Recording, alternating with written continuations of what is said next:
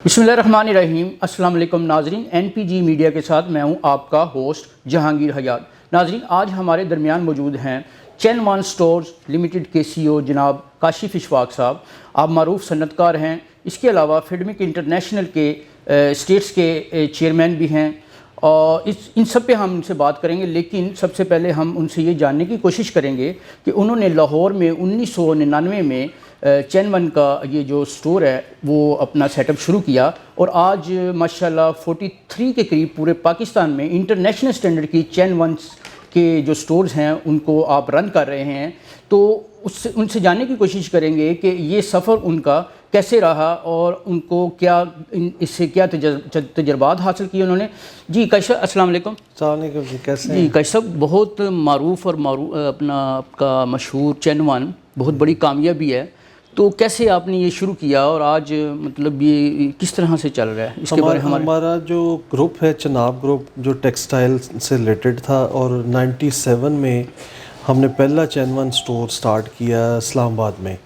और ये जो कंपनी टेक्सटाइल की थी ये 75 में स्टार्ट हुई थी। तो हम हर चीज़ इन हाउस बनाते थे, पूरा वर्टिकल सेटअप हमारा, ginning, spinning, weaving, processing, stitching और एक्सपोर्ट करते थे। तो ये जितने दुनिया में पॉपुलर ब्रांड्स हैं सबको यहाँ से चीज़ें बन के जाती थी। तो हमने जब मैं इंग्लैंड से पढ़ के आया हूँ वापस 96 में, तो हमने सोचा कि थोड़ा डाइवर्सिफाई करें और हम ये जो सारे ब्रांड, सारी प्रोडक्ट यहाँ से बना के हम बाहर दुनिया में बेच रहे हैं, तो क्यों ना हम एक अपना पाकिस्तानी ब्रांड बनाएं जिसको हम ये प्राउडली कह सकें कि ये मेड इन पाकिस्तान है। तो वो फिर हमने प्रोडक्ट डिज़ाइन की, प्लान की। सबसे पहला स्टोर इस्लामाबाद बनाया, फिर हमने लाहौर में 98 में आए, 99 में कराची गए और आज अल्हम्दुलिल्लाह 20 साल में हम 43 स्टोर हैं हमारे पूरे पाकिस्तान में। और UAE में भी स्टोर हैं, सऊदीया में भी हैं, और फ्यूचर में इंशाल्लाह हम यूरोप, UK, USA इन सब जगहों पे 1 बाय 1 जो है ना हम जाना चाहते हैं माशाल्लाह। तो काशिफ, ये आप बताएं कि आपने माशाल्लाह UK से तालीम हासिल की, उसके बाद पाकिस्तान में आए, तो आप बेसिकली करना क्या चाहते थे और किया क्या? बिज़नेस फैमिली है। पहले हमारे फोर फादर थे, अपना फार्मर थे और एग्रीकल्चर बिज़नेस से थे रिलेटेड। तो फिर बाद में हमारी जो पेरेंट्स हैं वो लोग टेक्सटाइल उन्होंने फील्ड सेलेक्ट की। तो हम जब से हमने होश संभाली, हम तो वो टेक्सटाइल बिज़नेस और इंडस्ट्री इसी को हम देख रहे थे और इसी के अंदर हमने परवरिश पाई। और बल्कि जब भी हमें छुट्टियां होती थी, मैट्रिक की थी या इंटर की, तो हमें इजाज़त नहीं होती थी इधर उधर जाने की। हम फैक्ट्री में, मिल में जाके बैठते थे और वहाँ से सीखते थे। तो ऑलरेडी हम इनफ अवेयर थे कि बिज़नेस के मामलात से, टेक्सटाइल की चीज़ों से, प्रोडक्शन, इंडस्ट्री।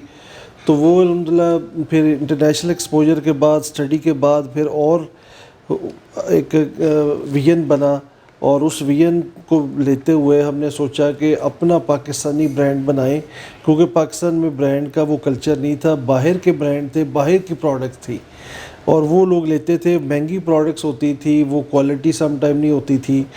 तो फ़ायदा ये हुआ कि हम जब आए टेक्सटाइल में, हमसे भी पुराने ग्रुप्स थे, बट हमने इनिशिएटिव लिया ये चैन वन का जो ब्रांड है, ब्रांड का concept Pakistani brand, Pakistani products के साथ। तो वो बड़ा सक्सेस हमें मिली उसमें। और फिर उसका ये फ़ायदा हुआ कि एक पूरी इंडस्ट्री डेवलप हुई। पहले शॉप कल्चर था, फिर इसको हमने स्टोर कल्चर में लेके आए हैं, कन्वर्ट किया। तो फिर बाकी जितने टेक्सटाइल के ग्रुप्स हैं सारे लोगों ने हमें फॉलो किया है। हम पायनियर थे इसमें रिटेल में और पूरी इंडस्ट्री डेवलप हुई। डिज़ाइन डेवलपमेंट के लोग, फ्रंट के जो सेल्स के लोग हैं, विजुअल मर्चेंडाइजिंग के लोग हैं, प्रोडक्ट डेवलपमेंट के लोग, इसके अलावा वेयर हाउसिंग मैनेजमेंट। तो ये सारे एक जॉब क्रिएशन भी हुई, नई इंडस्ट्री भी बनी और ब्रांडिंग, पाकिस्तान का image, product development, value addition, बहुत इसमें जो है ना इसका बेनिफिट हुआ है पाकिस्तान को। और ख़ास तौर पे कंज्यूमर को बड़ा इसका एज मिला है कि इतने नंबर ऑफ़ ब्रांड्स हैं, अभी इतना कंपटीशन है। अब वो कस्टमर जो कंज्यूमर है मार्केट में, उसको बहुत ज़्यादा ये एडवांटेज है कि उसके पास अब मल्टीपल चॉइसेस हैं, डिज़ाइंस की, क्वालिटी की, प्राइस की। तो पहले ये लोग चीज़ें नहीं थी यहाँ और लोगों का لائف سٹائل چینج ہوا ہے، ان کے گھروں کا، ان کا اپنا جو ہے اویلیبلٹی اتنی زیادہ ہو گئی. تو یہ چین ون کا اس میں بہت بڑا رول ہے، ہیومن ریسورس ڈیولپمنٹ جو ریٹیل سیکٹر میں، اور پروڈکٹ ڈیولپمنٹ جو ہم نے کی ہے، اور یہ جو ہم نے پائنیئر ہم رہے ہیں اسٹور کلچر میں ہم آئے ہیں. کیونکہ پہلے تو غلے پہ بیٹھے ہوتے تھے فیملی کے لوگ، ہم نے اس کو ڈی سینٹرلائز کیا، سسٹم بیسڈ ہم نے جو انٹرنیشنل سٹینڈرڈ ہے ریٹیلنگ کا، اس کے اوپر ہم اس کو لے کے آئے. بلا شبہ یہ ایک بہت بڑی کامیابی ہے کہ آپ نے ایک چین ون کی جو سٹور ہے وہ شروع کیا، اس کے بعد آج 43 اس کا نمبر ہے ٹوٹل. تو مجھے یہ بتائیں، یہ ہر کامیابی کے پیچھے کچھ مصائب اور تکالیف بھی ہوتی ہیں، آپ کن مراحل سے گزرے اور کن تکالیف کو آپ نے فیس کیا اور آج ماشاءاللہ آپ اس مقام پہ؟ اس میں ہمیں سب سے زیادہ جو بڑا چیلنج تھا نا، کہ یہاں جو ہمارے انسٹیٹیوٹ تھے نا، ادارے تھے ایجوکیشن کے، وہاں پہ ریٹیل سے ریلیٹڈ کوئی ڈگریز ایجوکیشن وہ نہیں تھی. ہمیں ہیومن ریسورس ڈیولپمنٹ میں سب سے زیادہ کاسٹ پے کرنی پڑی، ٹائم لگا، ٹرینڈ کرنا پڑا لوگوں کو، را مٹیریل کو ریفائن کرنے کے لیے بہت زیادہ ایکسٹرا ہمیں ٹائم اور کاسٹ پے کرنی پڑی ہے. اور اسی طرح یہ کہ کسٹمر کو بھی بہت سارا لوگ اویئر نہیں تھے پروڈکٹ پہ، جیسے پرائس ایکسیپٹ نہیں ہو رہی تھی، تو وہ ٹائم لگا کسٹمر کو اس سٹیج پہ لاتے ہوئے کہ جی یہ جو پروڈکٹ ہے یہ ویلیو فار منی ہے، آپ اس کو لیں، اگر یہ تھوڑی مہنگی بھی ہے تو یہ آپ یوز کریں گے تو جو ایک پروڈکٹ آپ ایک دفعہ لے کے ایک سرٹن ٹائم تک یوز کرتے ہیں، یہ والی پروڈکٹ آپ ہماری لیں گے تو زیادہ لمبے عرصے کے لیے آپ اس کو یوز کر سکتے ہیں کوالٹی کی وجہ سے. اچھا یہ بتائیے کہ آج 43 چین ون کی جو آپ کی سٹورز ہیں پاکستان کے لیے بھی ایک بہت بڑی ہے. ایک سٹور آپ نے شروع کیا، اس کے بعد ظاہر اس سے جو آپ کا نیشنل ایکسچیکر ہے آپ اس کو بھی مطلب سپورٹ کر رہے ہیں. تو آپ کس طرح مطلب ٹو واٹ ایکسٹینٹ آپ you are paying taxes to the government? Taxes کا سسٹم ہمارا جو ہے نا، ایک تو ہم سیل ٹیکس ہے جو ہمارا، اور ہم آرگنائز سیکٹر میں فال کرتے ہیں، ہمارے پہ جو سیل ٹیکس ہے وہ 12% ہے. ہم نے بڑا زبردست سسٹم کیا ہوا کہ جتنی سیلز ہوتی ہے نا، ہمارے جتنے کمپیوٹر سسٹم ہے نا، پورٹل FBR کے ساتھ لنکڈ ہے، انٹیگریٹڈ ہے. ابھی انہوں نے جو اس سال اسکیم دی تھی نا، ہم اس کو فالو کر رہے ہیں. اور اس میں اب جتنے پیسے ہمارے پاس آتے ہیں نا، جو ان کا شیئر ہوتا ہے نا گورنمنٹ کا، وہ ہم ڈیلی کا ڈیلی سیپریٹ کر کے ان کو پے کر دیتے ہیں، تاکہ ہم لائبلٹی جنریٹ ہی نہیں ہونے دیتے. اس کے علاوہ جو اینول انکم ٹیکس ہے، ادر ٹیکسز ہیں جو ہم یوٹیلیٹیز کے ساتھ پے کرتے ہیں، یا امپورٹ جو پروڈکٹس کرتے ہیں وہاں پہ ہم کرتے ہیں، تو ایک خاصا اچھا ہیوی نمبر جو ہے نا ٹیکس کا، وہ ہم گورنمنٹ کو ریونیو میں اس میں ایک ایڈیشن کر رہے ہیں. کوئی آپ راؤنڈ اباؤٹ بتا سکتے ہیں ہلکا؟ ہمارا جیسے رفلی کوئی 8-10 کروڑ کے قریب ہے جو سالانہ پر ایئر، جی جو ہم کرتے ہیں. ماشاءاللہ یہ بہت بڑا کنٹریبیوشن ہے ظاہر ہے پاکستان کی طرف. تو میاں صاحب یہ بتائیے گا کہ ایک جب آپ نے اسٹور چین ون کا شروع کیا لاہور میں، ٹھیک ہے، اس وقت آپ کے پاس کیا سرمایہ تھا، اور اس وقت آپ نے کتنے ملازمین سے یہ شروع کیا، اور آج آپ کہاں پہ ہیں؟ وہ اس وقت ہم نے جو ہمارے ہیڈ آفس میں سٹاف تھے کوئی 10 سے 15 تھے، سٹور پہ 20 کے قریب لوگ تھے کسی ایک سٹور پہ. جب یہ بڑا سٹور تھا گلبرگ، کافی بڑا 16,000 اسکوائر فٹ پہ تھا. تو یہ کہ آج الحمدللہ ہمارے پاس کوئی 1500 امپلائیز ہیں، اور 43 سٹور ہیں، ہیڈ آفس بھی اور سٹورز پہ بھی، اور ایک اچھا بڑا نیٹ ورک ہے، ٹیمز ہیں، سارے ڈفرینٹ ڈپارٹمنٹس ہیں. تو ایک ون آف دی ریلائبل اور ایک بگ جو ہے، جو میں سمجھتا ہوں کہ ریٹیل کانسیپٹ بیس سٹور ہمارا ہے، جس کی بہت زیادہ ہماری کسٹمر بیس ہے. 6 لاکھ کسٹمر تو ہمارے لائلٹی کارڈ ممبرز ہیں، جو ایک کلک پہ ہم ان کو جب میسج بھیجتے ہیں یا واٹس ایپ کرتے ہیں تو وہ فوری ہمارے سٹورز پہ آتے ہیں، اور اچھا ایک والیوم ہم سیل کا جنریٹ کرتے ہیں پورے پاکستان سے. میاں صاحب ماشاءاللہ اتنا بڑا بزنس بھی ہے، اس کے بعد آپ نیشنل سروسز میں بھی آپ بہت آگے فیڈمک کے آپ چیئرمین ہیں، ایک بہت بڑی انڈسٹریل اسٹیٹ ہے، آپ اس کو بھی لک آفٹر کر رہے ہیں، اور اس کے بھی بڑے حیران کن نتائج سامنے آ رہے ہیں. پاکستان انڈسٹریلائزیشن کی طرف جا رہا ہے، چائنا، پھر آپ کی ترکی اور پھر کوریا جیسے ممالک آپ کو رابطہ کر رہے ہیں. تو یہ کیسے دونوں کام کیسے کر لیتے ہیں ہم اکٹھے؟ یہ میں سمجھتا ہوں کہ ہمیں کنٹریبیوٹ کرنا چاہیے، کیونکہ اگر ہم خود انڈسٹری کے بندے ہیں، ہم سمجھتے ہیں بزنس مین ہے کہ ایک بزنس مین کے کیا ایشوز ہیں، اس کو کیا کیا چیزیں فیس کرنی پڑتی ہیں. تو یہ ایک پبلک پرائیویٹ جو پارٹنرشپ کا ایک کانسیپٹ ہے جو بھی گورنمنٹ آف پنجاب نے یہ کمپنی بنائی ہے فیڈمک، یہ 2004 میں بنی تھی.